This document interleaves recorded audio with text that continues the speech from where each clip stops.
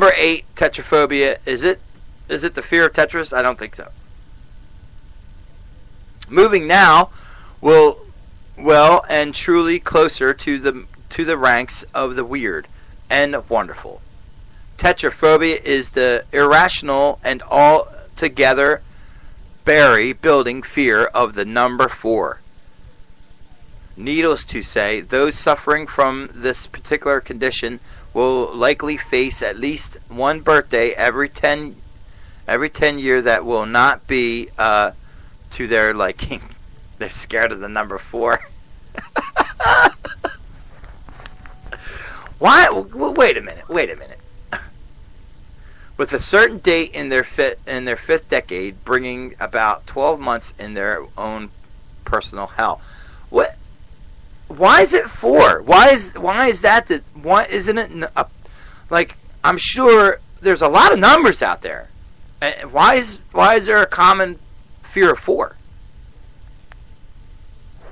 Number 7, Hippopotamonstrasiquitulafafaya. Here they make it easier. Hippopoto monstros esquitilophobia.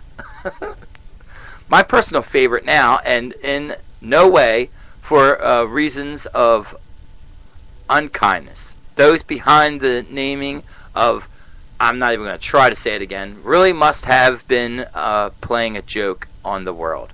I mean, seriously. Could there be any worse title for a psychological and truly damaging fear of long words? I get it. Is that real? Whoa. Oh, is that real? Because that sounds like too good to be true. And why would you name it that? Stop it. I don't know about this site. Somebody check this site. How do you check if it's fake or not? If you go back and you listen to, well, you can't go back and listen to my shows because I have finger fuckitis, and that's my phobia, and not the fear of. It's not a phobia. I don't know. It's not a phobia, but it's a disease.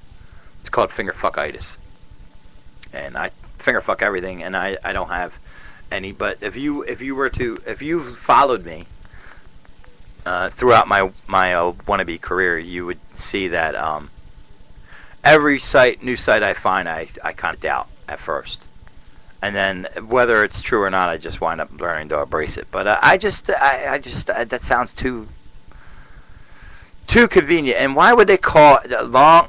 I guess just to be, Well,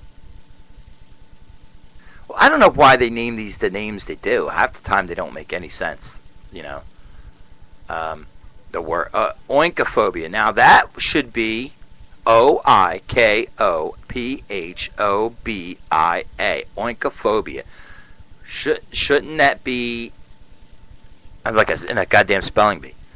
The fear of pigs, right? That should be the fear of pigs.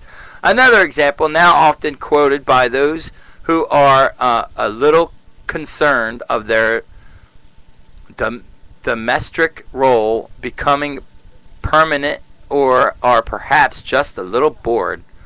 Oinkophobia is the name given to an irrational fear of the surrounding of the home as a whole, or in some more specific cases, the household appliances.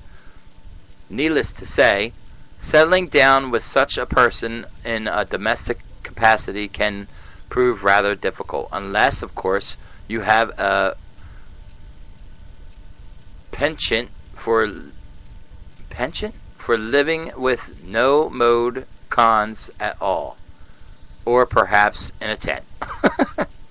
Even nowadays, camping is friggin', got a bunch of tech shit. Phobophobia. Now this should be the fear of phobias. This is number 5. This example is enough to really scramble anyone's head if given enough thought. As phobophobia is, yes, you guessed it, right, the fear of having a phobia. See? For once they get one that makes sense. They named one that makes sense. Phobophobia. That's perfect. The irrational fear of having an irrational fear is an irrational fear in its own right. Therefore, those who have an irrational fear of having an irrational fear will be having their irrational fear realized on a daily basis. Confused? Think how those poor people feel. Number 4. I like these because I can actually read like some of the top 10s list on top10slist.net is with a Z is I don't even read them because they're so goddamn long. And they're boring sometimes. They're honestly something to write. This guy is short and sweet to the point. I hope there's more of these. Like as we continue to use this on a daily basis, we'll find out. Exen. I hate words with a goddamn X. How are you going to start a word with an X? Exensophobia. There is a marked difference between having your own heated opinions on tastes and styles and truly fearing those not to your liking. As illustrated by... I hate this word. I hate you! The fear of the color yellow is exensophobia. This is another example of a phobia that appears to be rather amusing and less than colossally serious. Colossally serious. Though, when considering just how much yellow there is in the world, facing your fears become a daily inevitability. I'm glad I don't have that fear because one time I was living in South Carolina and my sister moved in with me, Margie Mooj, who, I should get a theme song for her if she was on the show more. Well, now can't take calls, but, she was gold when she came on a couple times. MargieMooge. Margie Mooj. Margie Mooj. Anyway, she came to live with me, and I went to work and came home, and she painted she painted the kitchen yellow. Fucking bright canary yellow with like blue goddamn shutters and shit. Painted the shutters blue and shit, or whatever the trim, not the shutters, but the trim and shit. It was all blue, like a navy blue with bright ass yellow walls. And my me and Big Mike actually were first ones we were gonna move in. He was gonna move in with me when I got the place, and then he bailed on me, but so he knows the place I'm talking about. But the Mrs. Poston was she came in there and was like, oh my. She's like, we're like, what do you think? She's like, oh my, it's bright. It's like blinding you as soon as you got in there. Whoa, what's this? Number 3, trichophobia, or trenchophobia. Trichophobia refers to an unculturable fear of perhaps object and unstable disgust of loose and shed hairs, both in the case of the sufferers and each and every other person, animal around. Suffice to say that such households are not what could be called pet friendly, but any stretch of the imagination. But banning all furry friends represents the very tip of a much more complex iceberg. Imagine the thought of vomiting, ew, and the sight of a hairbrush, vomiting at the sight of a hairbrush. Wanting to cry when standing close to a person with a hair on their collar, or losing sleep for days at the sight of hair in food. Well, let's be honest, no one wants to see hair in their food, but I just pick it off and eat it. I just take the hair right off my food and eat it. Number 2, torophobia. While most of us, the world over, will like nothing more than stuffing our faces with the calorific and cholesterol unfriendly treat in all its glory. Others can think of nothing worse. In fact, some are so incredibly consumed by the very notion of cheese. Oh my God, I love cheese! And all things cheesy that they are in fact classed as tourophobic. Let me tell you something about cheese. It's the greatest thing in the world. Now, I really don't want to know how they make it. I don't want to see one of them goddamn shows where, how you make cheese. Because it's probably like the hot dog. It's probably gross. You know what I mean? But I'm just telling you that I love cheese, and I will never not love cheese. And I think that's why me and rats get along so well. I have pet rats because, we both love cheese. Me and my rat Patches, who passed away. We shared many of a block of cheese together. It was good times.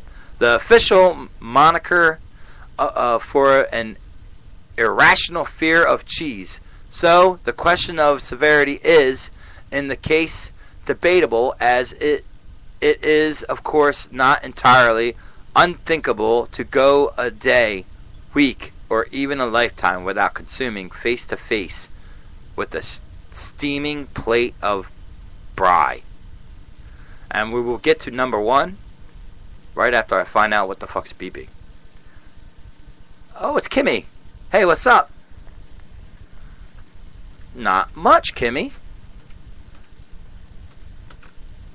Kimmy, just doing my show. Just doing my show. She just get up?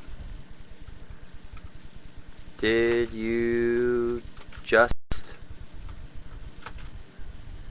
get up? There you go. She's typing. Okay. So, let's get to number one before I get too distracted. Is she in here or no? Annie Jug says, it's a phobia, not a disease. Read that. You're a mental disease. Needless to say, not needless to say. Listen, I read that it's what he wrote. Needless to say, not needless to say. What's the difference? Why? Because she said needless with two S's. Needles. I didn't say needles. You said needles. Needle. I did not. I'm saying needless. It's just how I talk. I talk fast. Yes, you did. Oh, for God's sake. But, oh, whoa, where are you going? Obviously, I'm talking about... you knew what I meant! Why are you busting my chops? Oh, should have known. And no, just finished the shower and dishes while Marie is sleeping. Been up since 7. Me too. Me too. So there you have it. Now, it's time for the number one. Number one phobia is nomophobia. Finally, perhaps most unbelievably of all, and a true product of the 21st century, is, if ever there was one, nomophobia is the official title handed to those who cannot bear the thought of being out of reach contact by way of mobile phone.